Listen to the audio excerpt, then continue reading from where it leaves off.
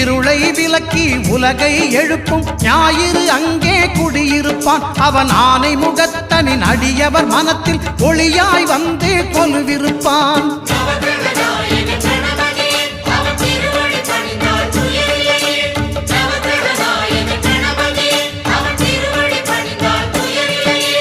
ஒன்பது கோளும் ஒன்றாய் காண